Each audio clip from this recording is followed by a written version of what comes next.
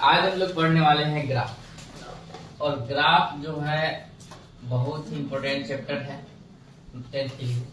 इसमें हम लोग सभी को जानते हैं कि फाइनल एग्जाम में 5 नंबर का एक क्वेश्चन पूछता है।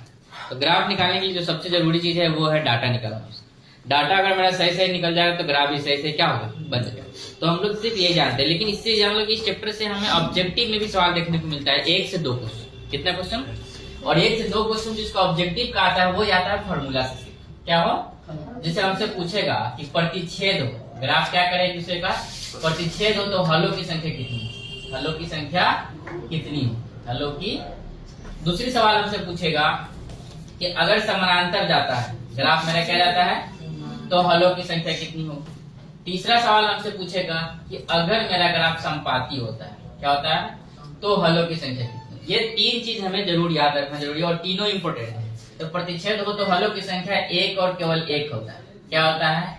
1 और केवल 1 हल होता है, ये ध्यान रखना।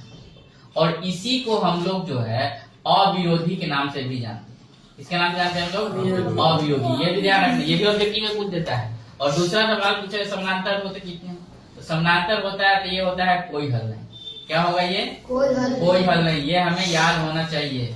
और इसको हम लोग जो है क्या कहते हैं, इसको विरोधी के नाम से भी जानते हैं। इसके नाम से हम लोग विरोधी भी होता है।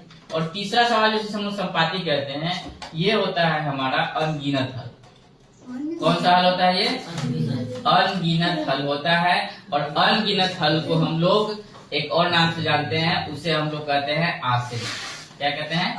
तो ये 3 फॉर्मूला बहुत ही इंपॉर्टेंट है हमारे लिए, ये हमें याद होना चाहिए। ठीक है, अब आते हैं हम लोग इसको डाटा कैसे निकालना है, कौन सा क्वेश्चन रहेगा, क्या मान रखेंगे, कैसे निकालेंगे, ये देखना।